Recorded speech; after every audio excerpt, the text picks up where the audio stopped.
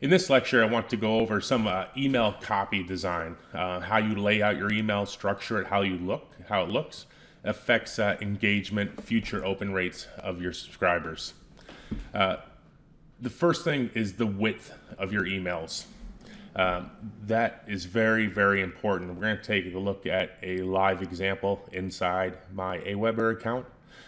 This drastically affects the effectiveness of your email marketing and your campaigns.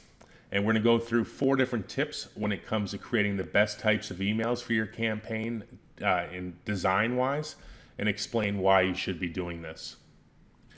The first tip is you want to keep your emails between 40 and 60 characters in width. So each line is no more than 40 to 60 characters. You want to keep that fairly narrow because it's a proven fact that people stay engaged longer when reading emails that are narrow and spaced out. This isn't guesswork or theory, this is proven results. It's the reason why newspapers break up their stories into columns. Take a look at any newspaper.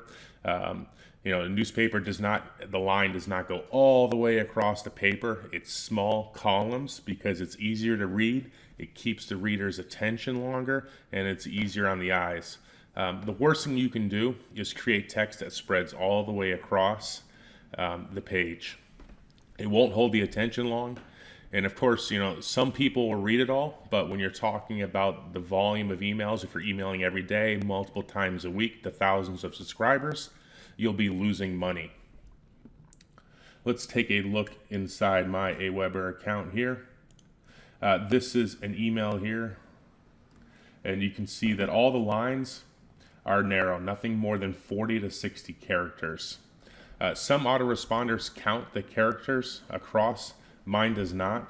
So what I do is just Google any online character count tool, and then I'll take what I think is the longest line, copy and paste that into character count, and you can see it's 56 across. So that's my longest line. I don't want any other lines beyond that.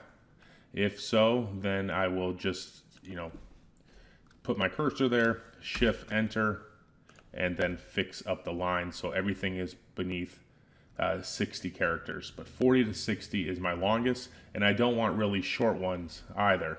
So unless it's a link, something like this, or a closing salutation, I wouldn't go through and put really short lines in like that because it looks weird, number one, and you're going to lose people.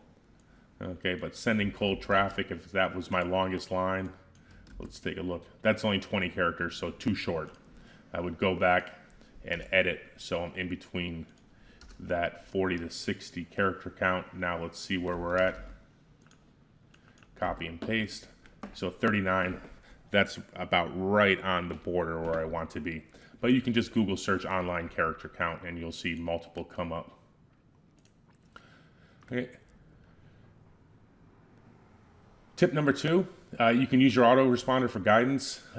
Mine does not do that. I have a newer version of Aweber. Some people that have an older version of Aweber or GetResponse, it will show that when you look at the text version.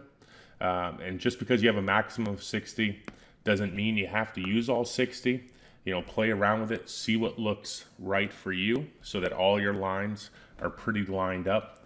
If you start going beyond 60, the design or style layout gets really ugly. Let me show you that. Escape out.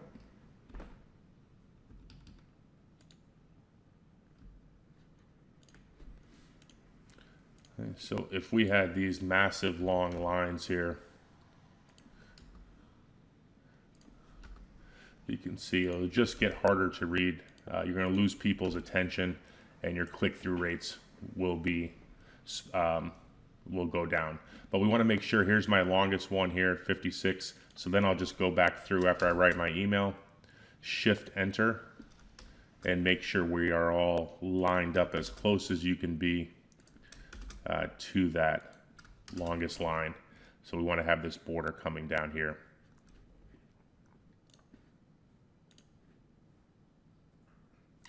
Okay, tip number 3 is use short, snappy paragraphs.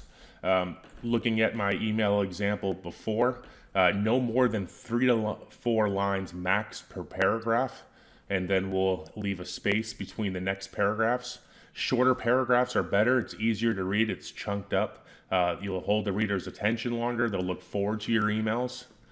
You don't want to make your email look like work. Someone doesn't want to open something and see a 1,500 word article that's single spaced, long lines. Who wants to keep opening that every day? You want to give them short, useful information that will hold their attention. And tip number 4, do not create long paragraphs. Writing an email is different than writing a blog post or an article. People want simple and short, so let's give that to them. Don't make it seem like work, and put spaces in between your paragraphs. So here I have my longest paragraph is 3 lines, and then a lot of them are 2 lines. So 2 lines is fine, but no more than 3 to 4 lines maximum. Okay, this would be an example of the longest paragraph I would do here. Give them chunked information that they can read, makes it nice and easy, and keeps their attention. So shorter paragraphs is fine. The same literary rules don't apply when writing emails. We want them to read it, enjoy it, take action. In this email here is a promo email, and I'm going for the click. All right, we'll see you on the next lecture.